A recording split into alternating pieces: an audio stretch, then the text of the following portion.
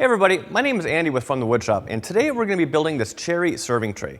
Now this is a cool little item to make for someone, either as a Christmas present or a birthday gift, or even just to make for yourself or having it around the house. I mean, during the summer, this would be a very handy thing to have if you do any kind of entertaining, for bringing out food, drinks, appetizers, that sort of thing. So this particular one has stained breadboard ends on it with stainless steel handles, but really this design can be modified to be as simple or ornate as you like. So please stick around and I hope you enjoy the video. Now I want the overall depth, I guess, of this tray to be around 10.5 inches deep. So I've selected a nice piece of cherry that is 5.5 wide right now, which is a little bit bigger than what I need. I've already gone through and jointed one edge, and this is going to end up being my glue edge here. So I guess first things first, let's throw it over the bandsaw, open this thing up, and see what's inside.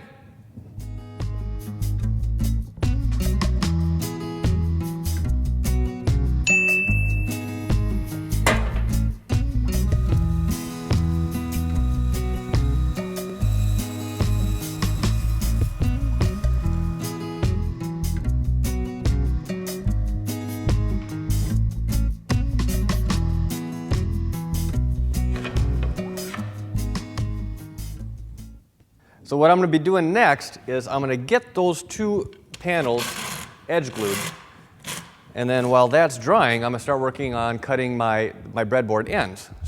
Now while the glue is doing its thing, I went over to the bandsaw and I ripped off another strip that's, I don't know, 2.25 inches wide, but I'm going to be cutting my breadboard ends to about 11.25 long.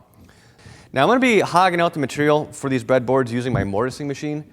But that's not how I originally wanted to do it. This is the second tray that I've built, well, since yesterday, or that I'm working on since yesterday. And on the first one, I was using a 1/4 inch roundover, or a 1/4 inch straight cut router bit. Well, I snapped the bit. Even though I was taking shallow passes, I think I was only doing like 1/4 inch increments, in depth. I snapped the bit, and of course it had to be my last 1/4 inch bit. So for me right now, this is my only other option that I have. So I've already gone through and basically dialed in the mortiser so that it's going to be cutting or plunging straight in the center of these pieces. And I've also set my stops on both the far left and the far right. So at this point, it's just a matter of hogging the material out.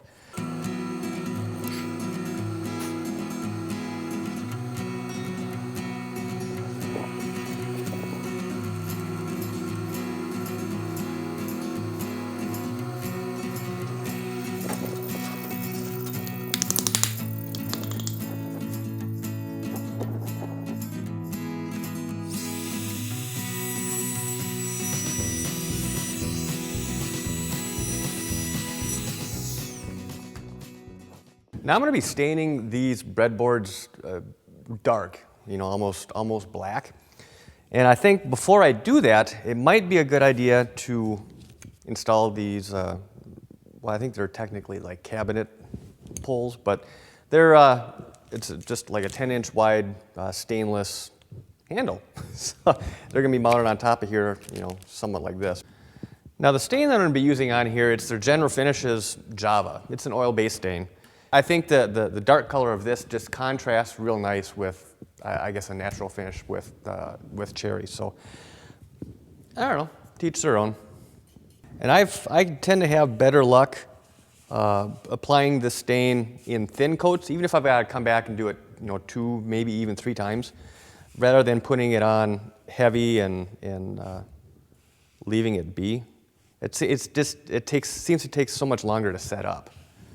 So at least if I do dry coats or thin coats, I know that I'll be able to come back even in as little as a couple of hours and do another touch-up. Whereas if you lay it on a little heavy, you might not be able to do anything with the piece for 24 hours or so.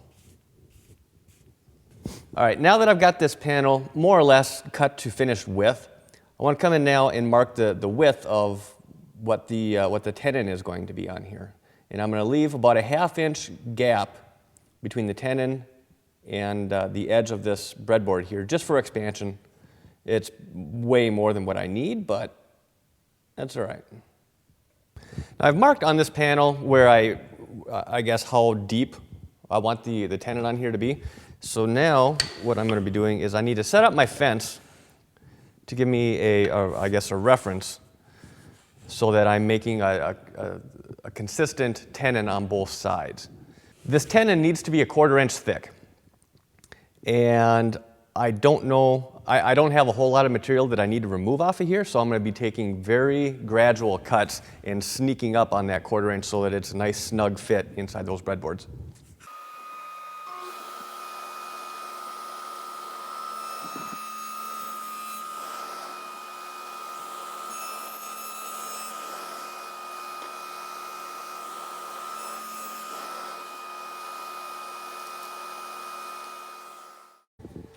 So let's see how we did.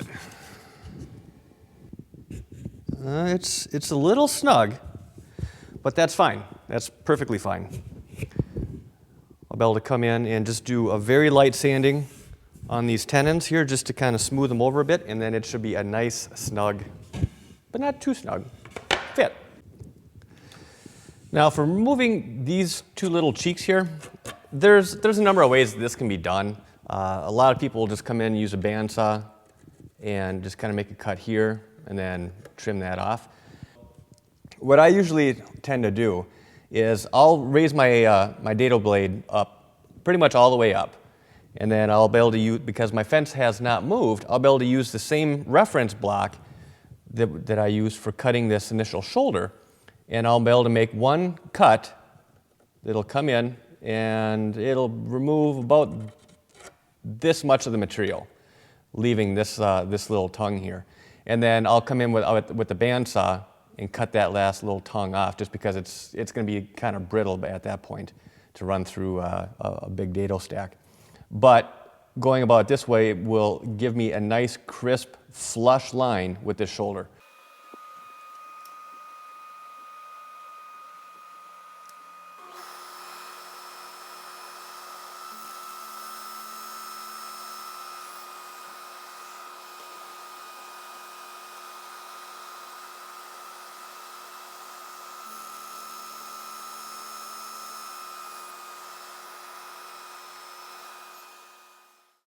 It is the following morning, and the stain that I laid up last night, it's dry. You can handle these breadboards now, and it's ready to go.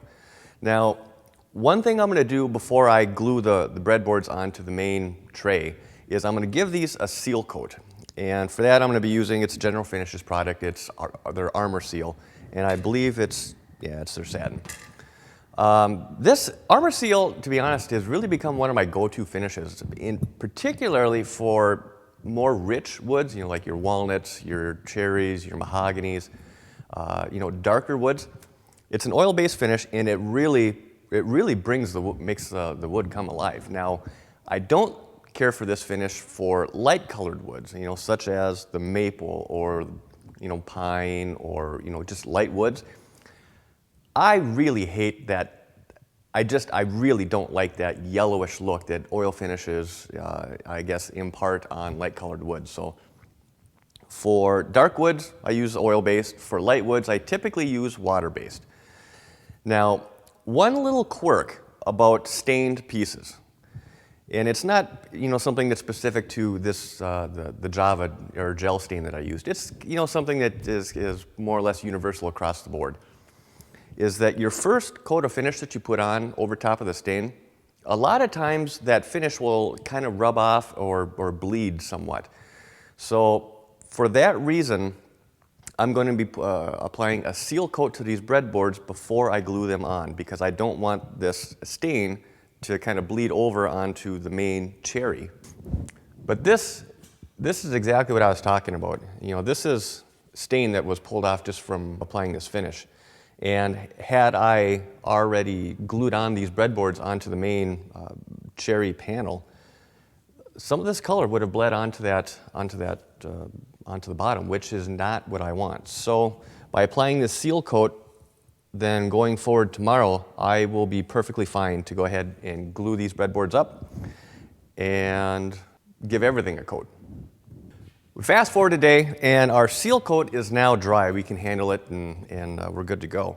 So now the next thing I'm going to be doing is actually gluing all of this together. And very straightforward. Now the one thing that you need to remember is that this panel, it's probably not going to fluctuate a whole lot between summer and winter and changes in humidity, but it's going to move. And one of the beautiful things about breadboard ends is that they allow for that movement to happen. So the thing to keep in mind when we're gluing this up is that we're not going to apply glue all the way across this mortise channel. We're just gonna, I generally take this area and break it into thirds.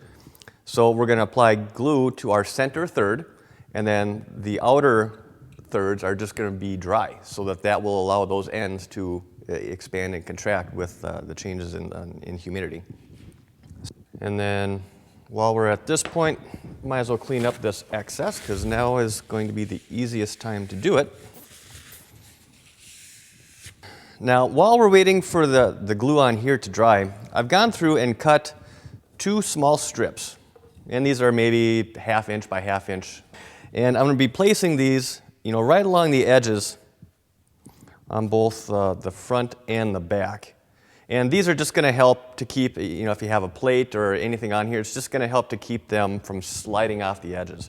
Right now they're still pretty square, so I'm going to come in and just by hand, I'm just going to knock off the edges, round them over, around the 2 top edges as well as the ends. And then we'll be able to just take and glue this in place as well, just using some spring clamps. This glue is set up for about a 1/2 hour. So it's not hard, so it's not going to chip, and it comes up pretty cleanly. Well, it's been a couple hours, and after a good sanding and going over with a tack cloth a few times, I think we're ready to start applying some actual finish over this whole piece. Now, I'm pretty sure I had mentioned earlier that the finish I'm going to be using is Armor Seal. I'm going to be using this in satin, rather than like a semi-gloss or a gloss. This is a serving tray. It's going to hopefully see some use. And the flatter your finish, the better it's going to hide, scrapes and scuffs and, minor blemishes like that. I'm gonna let this sit up overnight, and then tomorrow is basically gonna be another kind of rinse and repeat. Just give it another light sanding. Probably the final coat, and let that set up, and then I can finally get these boxed up and out for Christmas so that they're late.